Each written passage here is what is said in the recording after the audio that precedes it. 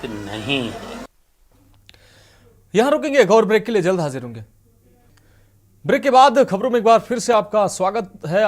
अब बात करेंगे अगली खबर की। खबर संभल से है। 15 साल बाद प्रधानमंत्री नरेंद्र मोदी संभल आ रहे हैं। पीएम मोदी के स्वागत की पूरी तैयारियां की जा चुकी हैं। संभल के एकरा कंबोह इलाके में स्थित कल्की धाम का नाम कल्की के नाम पर रखा गया है। माना जाता है कि यह विष्णु का 10वां और अंतिम अवतार था, जो कलयुग को समाप्त करने के लिए प्रकट होगा।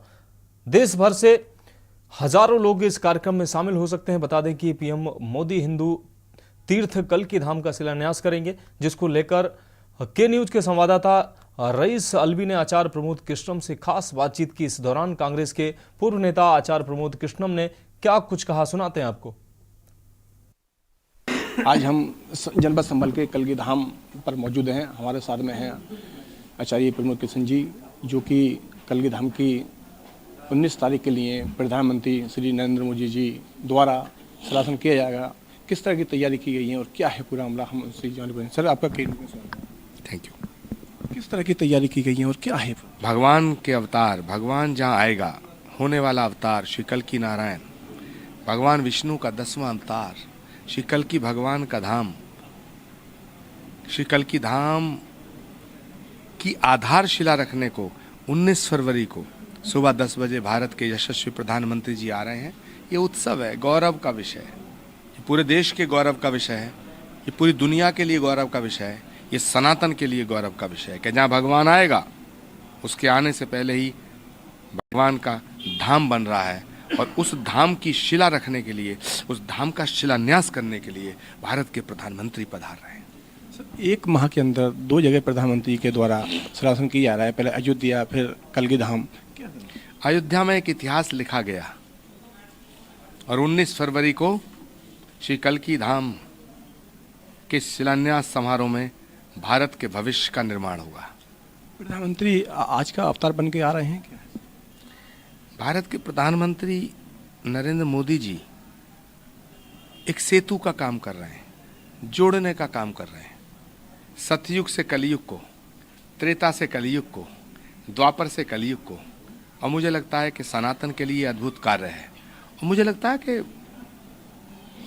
भगवान ने, परमपिता परमेश्वर ने भारत को सुरक्षित और सशक्त बनाने के लिए, सनातन की रक्षा करने के लिए ही नरेंद्र मोदी जी को चुना है। सर, कितनी श्रद्धालुओं की आने की व्यवस्था है और जो संत हैं वो कितनी आ सकते हैं क्या? 10,000 से ज़्यादा संतों के आने की संभावना है, क्योंकि 10,000 से ज़्यादा संतों ने अपने आने की सहमति दी है। लाखों भक्त पहुंच रहे हैं। ये पूरे देश के लिए गौरव का विषय है। 19 फरवरी को पूरा देश, पूरी दुनिया, पूरा सनातन भारत के प्रधानमंत्री को सुनना चाहता है। सर, जैसे 16 के आसपास सन 2016 में एक शिलान्यास हो रहा था और वो रोका गया था, क्या कारण था, क्यों रोका?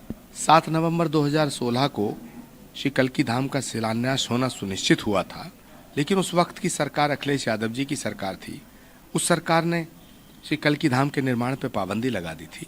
फिर हम हाई कोर्ट गए, सुप्रीम कोर्ट गए, फिर हाई कोर्ट आए। अब माननीय इलाहाबाद उच्च न्यायालय ने श्री कल्की धाम के निर्माण पर लगी रोक को हटा दिया और 19 फरवरी को श्री कल्की धाम का शिलान्यास हो रहा। लेकिन उस समय मैं बड़ा दुखी हुआ था, मैं बड़ा पीड़ित था और मैं नाराज था।